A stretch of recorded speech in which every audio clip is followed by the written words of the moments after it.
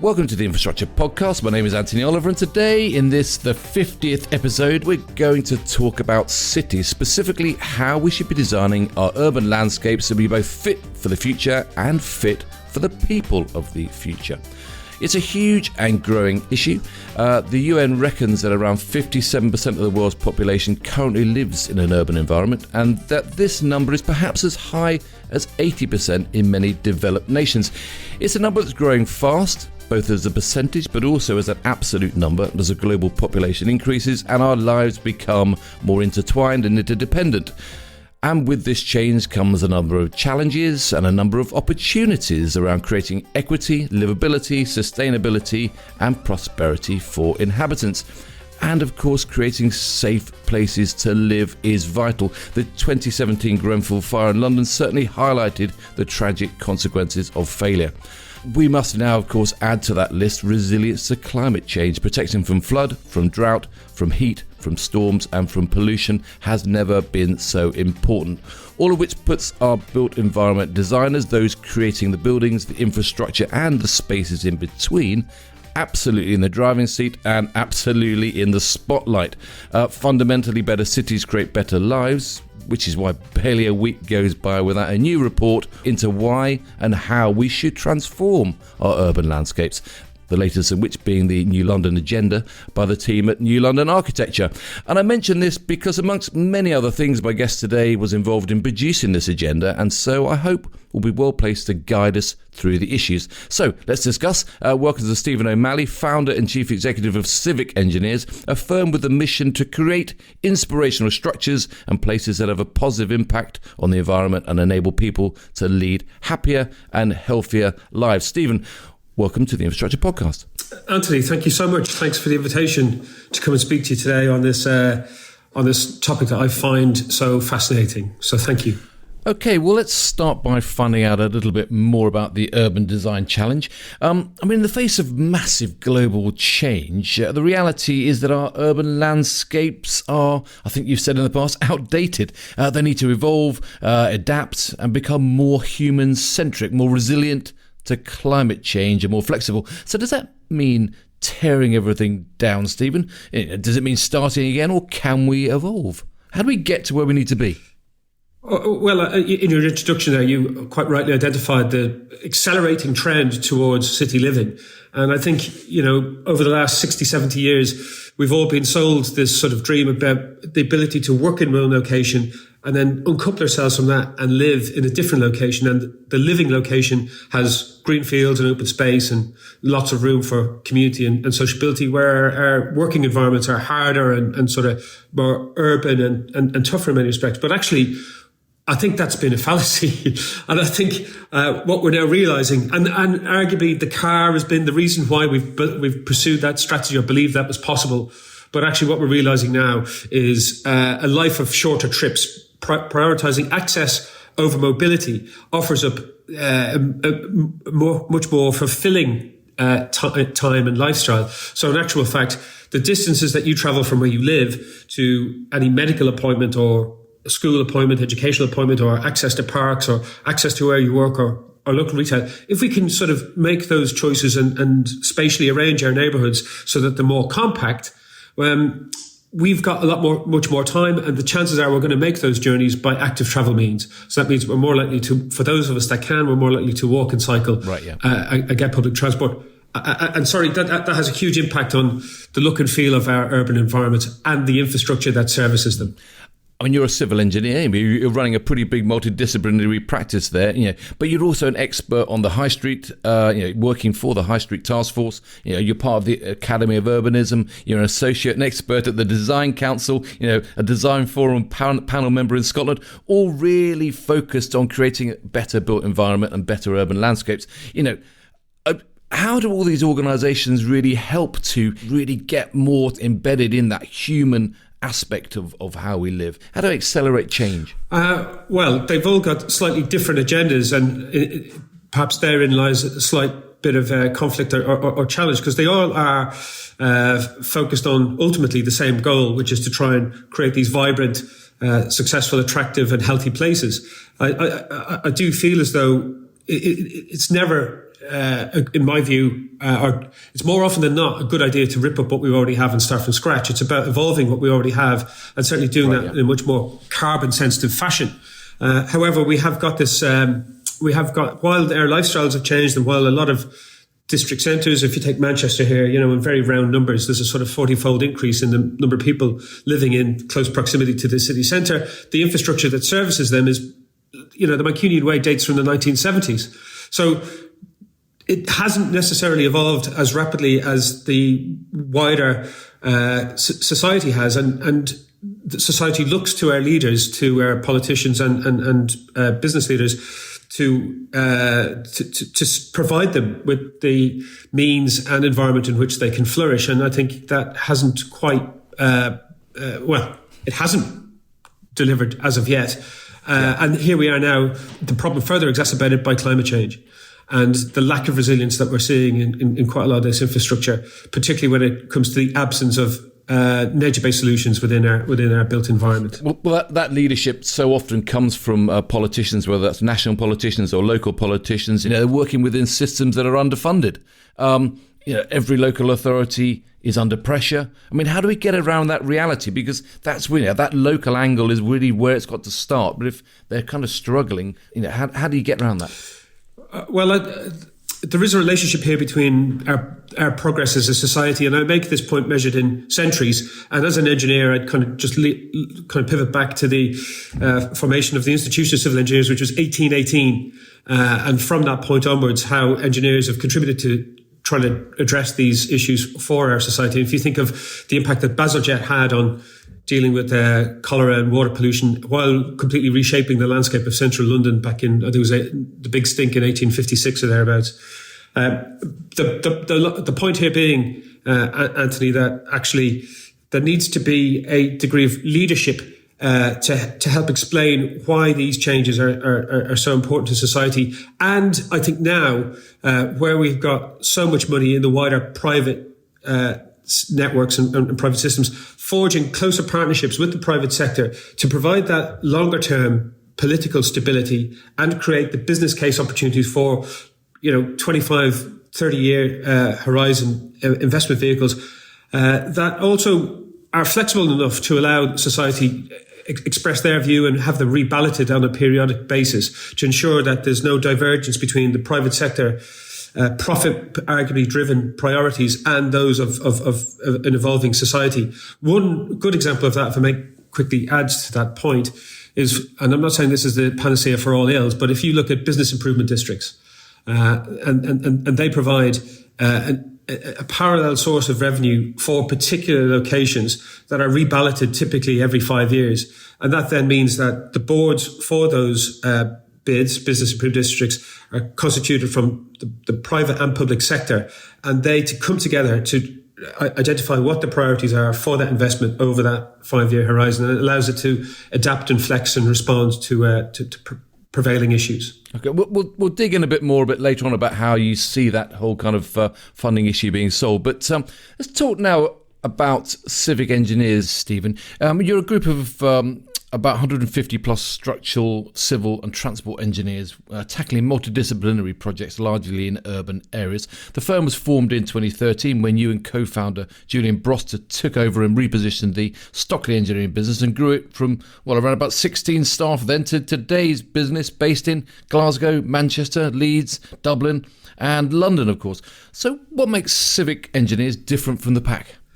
Well, Julian and I have been working together since the turn of the millennium, really, 2001. And over that period, I've had the privilege of working on projects such as New Islington in Manchester, which was one of the Labour government's 7 millennium communities. And in there, I had the front row seat to work with the likes of the brilliant maverick that was Will Alsop, who was the master planner for that scheme, and then the rollout and delivery of that neighbourhood. And the transition that occurred for the likes of New Islington and Ancoats over that 20-year period is just transformative.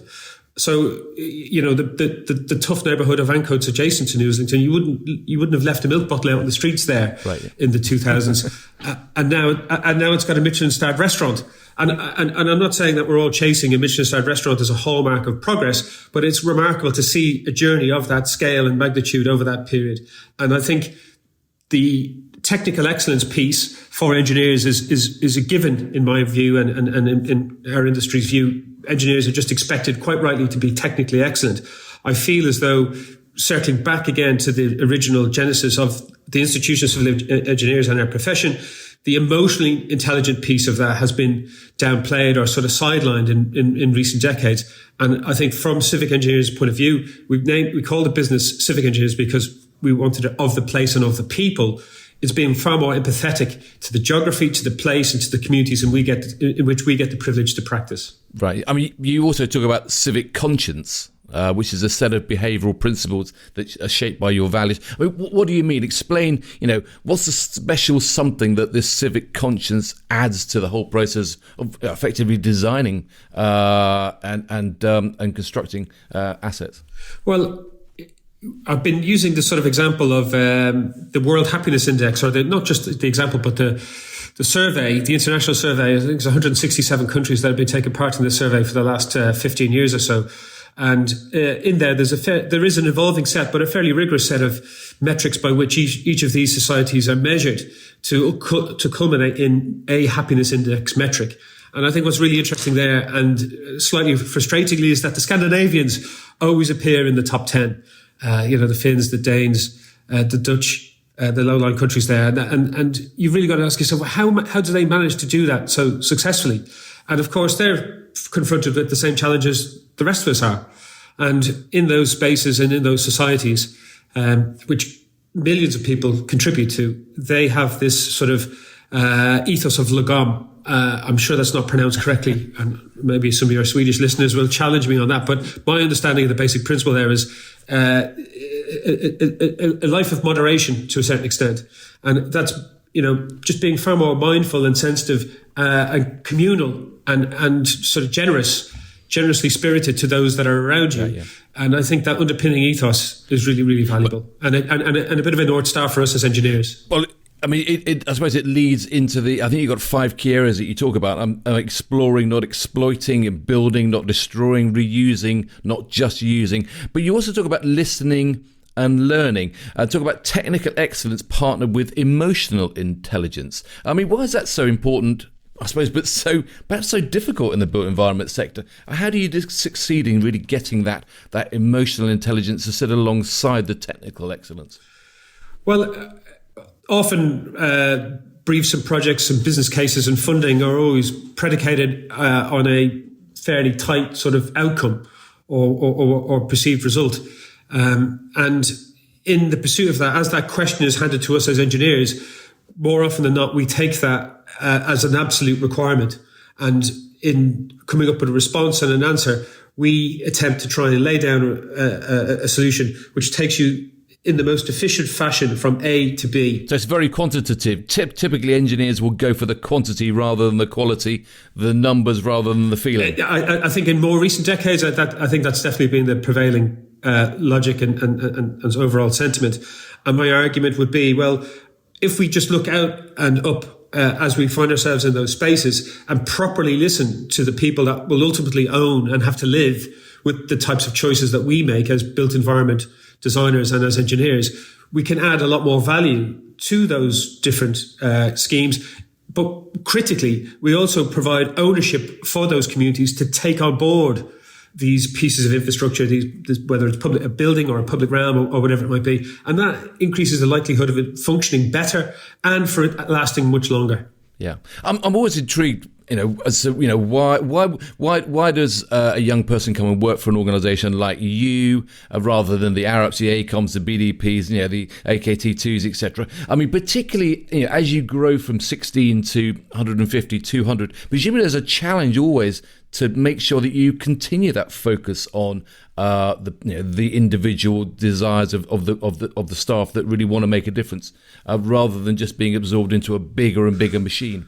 Oh, completely. And I think, every business has its culture, and clearly so do we. The tenets or the principles that underpin our culture are represented in some of the points that I've just made there with regards to the likes of the Scandinavian lagom and far more collegiate, far more communal mindedness. And actually we are super sensitive to trying to allow everybody be themselves when they come to work and contribute as fully and as honestly and as openly as they can in that space. And that takes a huge amount of care. And we've got a senior team here who are super sensitive to how we deal with that. And your point is really well made. And certainly that question about how do you protect your culture as you do increase in size. And what I've always taken comfort from when we've been having these discussions, as we regularly do, is again, if the societies that can achieve that with millions of participants, surely you can achieve something similar with hundreds of participants.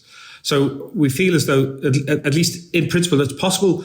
Our challenge now, of course, is to make sure that our behaviour sits tight to the rhetoric and that we deliver against that agenda.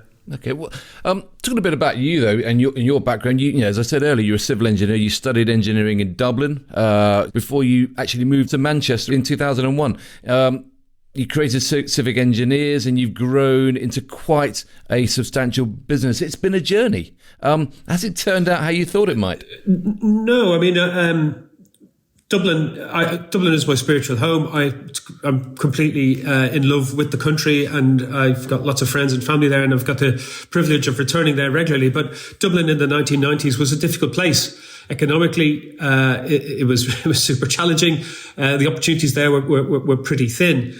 In many respects, the initial drivers for me were just about sort of getting things moving, starting to build a bit of momentum. I didn't really have a long-term strategy in that sense. Without over-dramatizing the point, it was about not quite survival, but it was about, just creating a stable platform. Coming here to the UK, and then I actually landed here in 97, slightly before the turn of the millennium, and I was working for an Irish groundworks contractor. As it turns out, I mean, that was just by coincidence. But that then provided me with this start in this industry, and I just kept taking the opportunities as they came. And as the opportunities came, I could lift my head a little bit higher and look around me and see how what I'd learned could be extrapolated further and make a bit more progress and headway. Okay, well, obviously Six Nations is just getting underway, so presumably you're thoroughly supporting and backing Ireland to take the championship there. 100%. Yeah, 100%, definitely. Back to your career, though, you've really specialised in urban design in the widest sense, with a real passion for interdisciplinary collaboration. What drives that passion? Because it's a tricky area to really drive. Well, it's trying to be part of a movement that creates the spaces and environments in which I personally want to live, and I want my family to live in, and I want my friends to live in.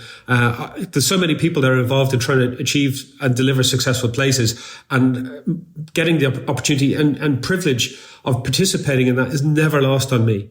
And every project and every forum I'm invited to and pitch for and are successful in being invited to take part in, that drive and that appetite is really, really sharpened. And I think during the course of this conversation, we talked about speaking to the people that are affected and have to live with these choices. And when you find yourself, or when I find myself in those spaces, and get the privilege to stand in front of a room and feel those questions and listen to those views and take a gauge of the anxiety that a lot of the community are often sharing, because change of significant scale brings with it quite a lot of uncertainty, and understandably people are anxious about that. So processing that, synthesizing that, considering that, and contributing and offering a view in that space is nothing short of a genuine honour and privilege. Well, you mentioned the Institution of Civil Engineers earlier. I mean, you were chairman of the IC Northwest Association. Why is that professional collaboration so important to you? Can I assume that your goal is to become IC president one day? It's not my goal, I have to say, Anthony. I'm flattered that you'd even asked me that question, but those institutions are really important because they are the gatekeepers for our standards as professionals. Certainly when we come together as a body of professionals, it provides us with a platform in which to lobby and advocate and campaign for what we perceive as an industry and as a professional body for positive change. So I think that collective negotiation amongst all of the other institutions, whether that's RIBA or the Royal Institute of Town Planning and others. I would add, if I may, that for all of that really, really important professional specific responsibility, actually what we now need is this collegiate environment, and organizations like NLA provide this sort of discipline agnostic position where they blend different professionals together to try and get to the best answer. So I think there's a room and a responsibility and a need for all of these agencies and organizations. Yeah, well, I see that Michelle McDowell, the former BDP director, and in my mind the best president that the IC never had, she's a non-exec director at Civic Engineers. I mean, how does her wisdom help you? Hugely. I mean, just to touch briefly on the evolution of the practice and how Michelle fits into that, if I may, because when we, as our revenue sort of tipped over 10 million in recent years, that brought with it a heightened sense of responsibility for how we organised ourselves. And with that, we also needed to set a refreshed vision. And 10 years is great, and we're really proud of what we've achieved. But frankly, I kind of feel as though we're only getting started in the leverage and impact that we can have. So with that, we need a certain sort of scale and critical mass. To allow us to do that, then we've set up a parent company, which we've broadcast as Civic. And in that, we've got a tighter number of decision makers, led by myself with Julian. We've got a CFO in that mix, and we've got 2 non-executive directors, of which Michelle is one. As you've said, she's got this phenomenal insight into our industry, and she's operated in the most serious spaces within our industry, not least of which has been running the refurbishment of Westminster Palace, as well as being a board member at BDP. So her perspective and worldview has been a really, really helpful and confidence garnering sort of support in this space. Yeah.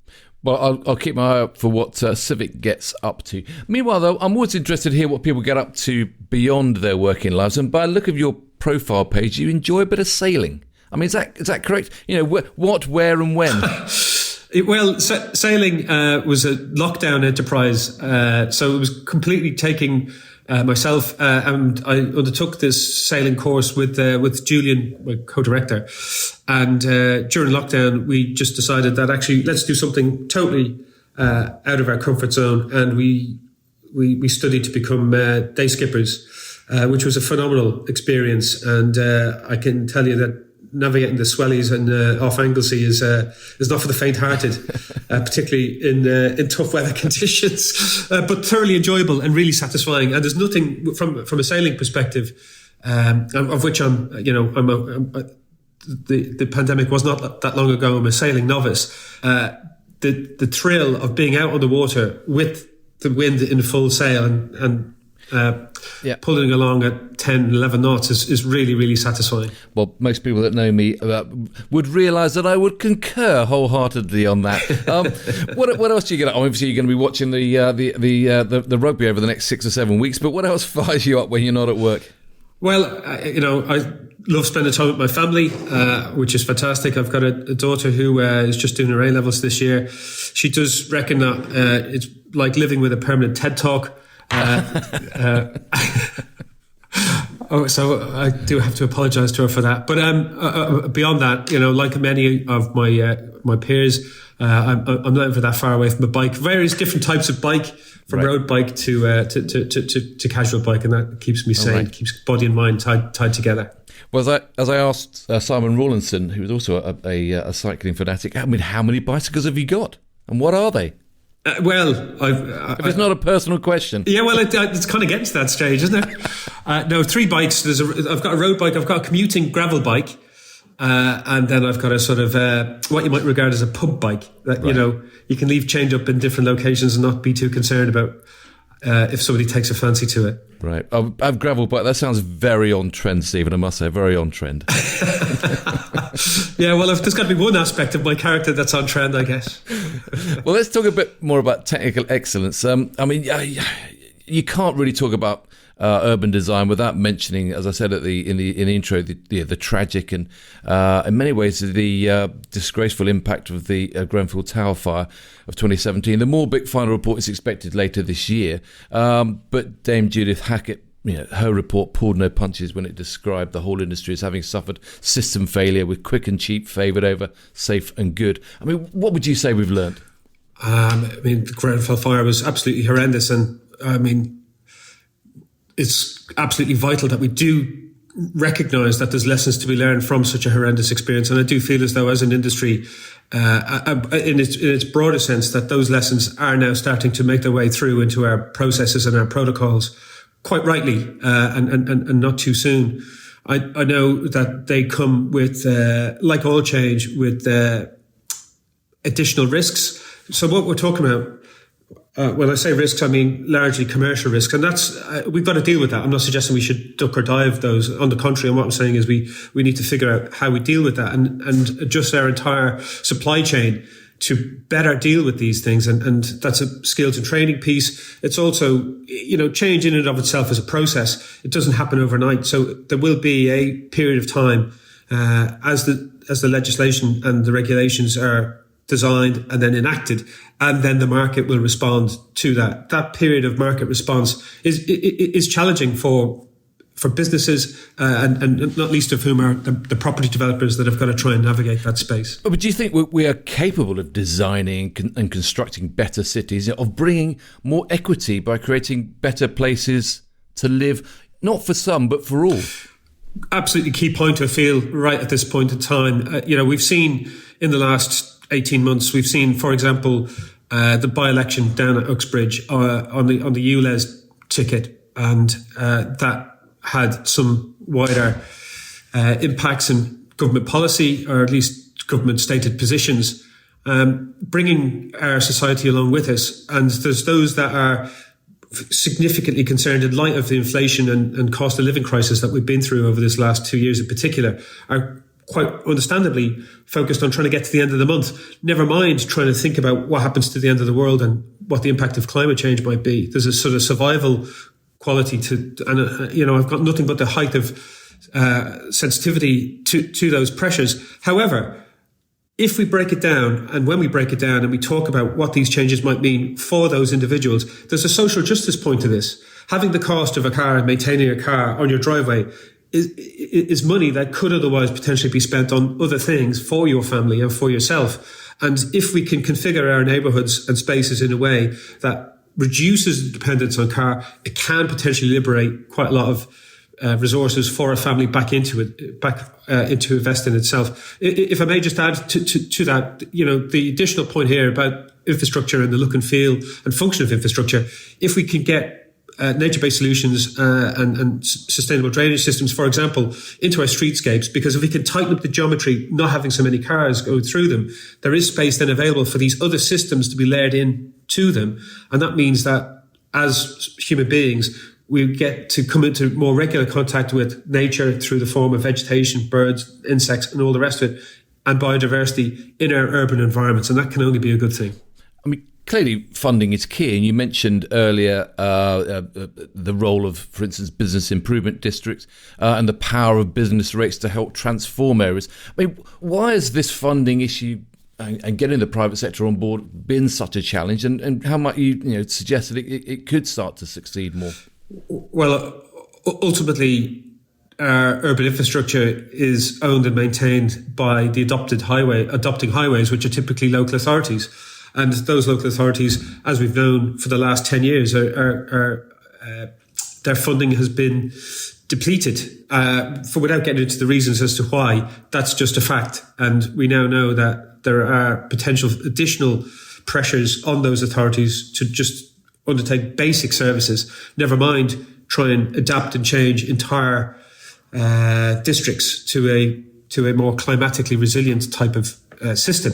So bringing the private sector into those spaces offers a way to provide the funding to help deliver this change. Okay, I mean, certainly it's all about leadership. And your website talks about the civic engineers' pursuit of excellence based on hard-earned trust of our clients and partners.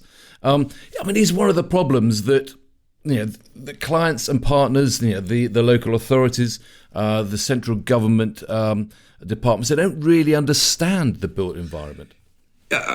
Yes, I think that's true, and I think we've all got to take responsibility for that. I don't think it's just government. And it kind of circles back perhaps to our institutions and how they express themselves and contribute to that discussion. So there is a learning point and a cultural change point that we need to employ. And the cultural change point here is systemic. It's right the way across the whole of our society. It's not just one individual part. And that clearly is massive. When I'm challenged on this point in other spaces, I often kind of refer to the idea of how we've dealt with smoking over the last 20 years. And, it seems remarkable the spaces in which people were prepared to smoke at the turn of the millennium, which now would just cause absolute uproar and furore if somebody decided to do that. So I highlight that story as an attempt to try and say it is possible how we can change our mindsets and how we can deal with these things in a fundamentally different way. Yeah. We've got a general election coming this year. I mean, do you see any real genuine party dividing lines when it comes to urban design? Well, again, without making any sort of political points here, there's no argument that with an election, the chances are we're going to get highly likely that we're going to get some fresh thinking into the conversation. And with that is a sort of a softening of the ground right the way across the piece and being more receptive to new ideas. And I think these sort of inflection points in our society do offer the opportunity to try and shift the dial and develop things and kind of build on the momentum. There is evidence, I think in different fragments and different parts of our system in its broadest sense, we know what that looks like and what it needs to look like to become more climatically resilient, to offer up healthier and better places, to nurture and foster communities of greater creativity and inclusivity. We know, I feel, the answers to that. It's actually, how do we build that into our protocols and into our systems and into our culture to make that the mainstream default position rather than the boutique offer? Well, I know you're not a politician, Stephen, but I know you are a passionate influencer and you're trying to create change, which arguably is the same thing. But what does urban design success really look like then to you? Well, in many respects, it's very simple. It's people living locally, fostering closer relationships with the people in their neighbourhood and being able to live fulfilling lives, not just in terms of those social elements, but also how they contribute, whether that's in terms of economic activity, whether it's the jobs or professions or roles that they play in those spaces. We thrive and succeed based on a wider metaphorical ecosystem of different types of contributors. And what we need to do is just recognise how important that is. And I think there has been a sort of a siloed approach to how different communities, those that are wealthier, may have different enclaves and kind of pull up the ladder behind them and sort of reinforce in those positions. And that can be to the detriment of other spaces. And actually what we're talking about here is something that is much more integrated, much more open, and much more mixed. And when we think about that, it's actually then how we move and spend time in those spaces and what's the spaces then between the buildings. Right, yeah. And those spaces being places that you enjoy spending time in. It's not a case of getting through a part of the network to get from A to B. It's actually enjoying the journey and the experience of the place, which kind of goes back to the emotionally intelligent point. We want these stimulating, really positive environments. Some of that, and a significant portion of that, will be about urban environments and the built environment and how buildings relate to the street at ground level. But augmenting that and supplementing that with biodiverse networks, trees, soft landscape vegetation in these spaces is also going to really, really enhance that experience.